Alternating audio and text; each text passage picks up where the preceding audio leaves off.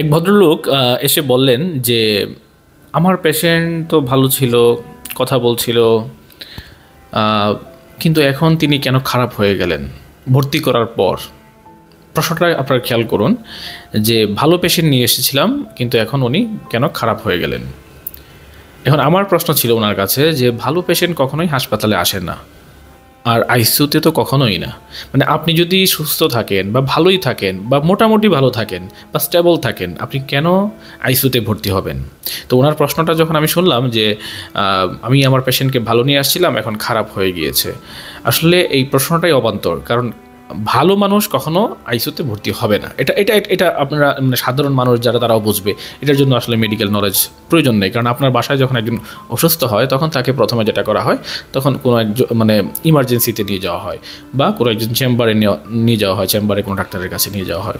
তো সেখান থেকে সেই ডাক্তার সাহেব, ইমার্জেন্সি ডাক্তার অথবা চেম্বারে যে যিনি দেখেছেন তিনি হয়তো সাজেশান দেন যে আপনাকে ওয়ার্ডে বা কেবিনে বা এইচডিইউতে বা আইসিইউতে ভর্তি হওয়া লাগবে। সেগুলোর কিছু ক্রাইটেরিয়া থাকে, তো সেই অনুযায়ী কিন্তু ভর্তি করা হয়।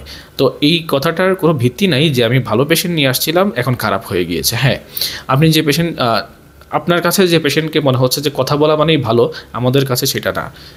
লাইক একজন এমআইয়ের পেশেন্ট, মানে হার্ট অ্যাটাকের পেশেন্ট, উনি কিন্তু কথা বলতে বলতেই কার্ডিয়াক অ্যারেস্ট বা হার্ট বন্ধ হয়ে মারা যেতে পারেন। লাইক আমি যেরকম কথা বলছি এরকম একদম সিম্পল স্বাভাবিক মানুষের মতো কথা বলতে বলতে কিন্তু কলাপস করে যেতে পারেন। সো আপনি তখন বলতে পারেন না আমার পেশেন্ট কথা বলতো, জ্ঞান ছিল, তো হঠাৎ করে কেন হার্ট বন্ধ হয়ে গেল? কারণ ওনার সমস্যাটা তো ভিতরে হার্টে হয়েছে, তাই না? হার্ট ওনার